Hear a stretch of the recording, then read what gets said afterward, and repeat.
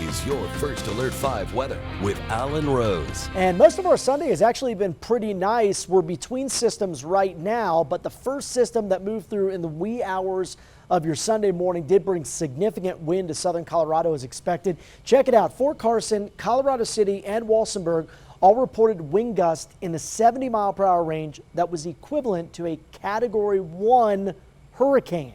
Wind speed of 76 miles per hour reported in Fort Carson. The big winner, we saw a 67-mile-per-hour gust in Trinidad, even above 60 at the Air Force Academy. Pretty close to that in Manitou and Colorado Springs. And at the Pueblo Airport reporting a gust up near 47 miles per hour. Now, the wind did weaken quite a bit by late morning, but still some lingering strong gusts. That coupled with the dry fuels this time of the year and also the dry and low relative humidity values has prompted this red flag warning. This should be allowed to expire at 5 o'clock, but let's include parts of the East Central Plains and El Paso County as well. And still dealing with a second wave of moisture that moves in tonight and Monday, and that could bring another 1 to 2 feet of snow back into parts of the San Juans and the La Garita ranges. We also have winter weather advisories in effect tonight as well for some of the southwestern mountain ranges and areas right near the western slope out towards Grand Junction. What's responsible for this next round of snow is this large weather system.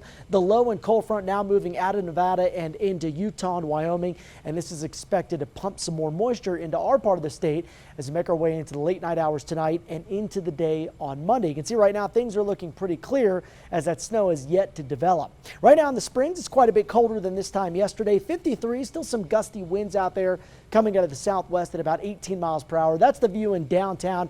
Don't see as much wind shaking the camera due to the buildings in the area. Lots of sunshine in Pueblo, 61 outside. Sustained winds here at about 15 miles per hour. Check out the view on top of Pikes Peak. You can see the snow up there from the lower elevations this morning. They got a few inches, 11 outside right now there. And speaking of snow, this is a welcome sight of Monarch, still pushing for a November 20th opening, but as many of us know, they rely on all fresh snow. They do not make any, so if they don't build a base, it's unlikely we might not meet that date.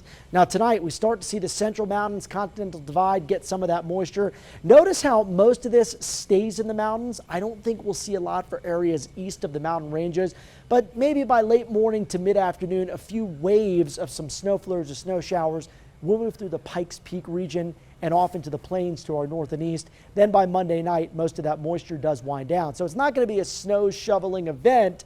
No backbreaking work. That's the good news unless you're way out into the mountain areas. Most of us just some very light totals. Trace amounts, Canyon City to the Springs, maybe up to 2 inches for Woodland Park, Salida and Saguache, and possibly up to an inch out towards Monument. Overnight lows tonight will be colder under mostly clear to partly cloudy skies, and your highs tomorrow continue to cool down. A lot of areas only into the 40s. We'll go 1 on the impact scale. Probably won't see the accumulation in the Springs in town, but maybe up north, possibly a light dusting expected. Staying in the 40s most of next week, by the way. In Pueblo, highs here in the 50s, looking good on Veterans Day with dry skies, at least for the next 5 to 7. Canyon City, we get a little bit of a mix of rain and snow Monday, otherwise dry for the rest of the 7-day period. And at Woodland Park, a few morning snow showers. Chilly temperatures here most of the week, only in the 30s to low 40s. So a little taste of winter, Andy, but mostly for the mountain areas.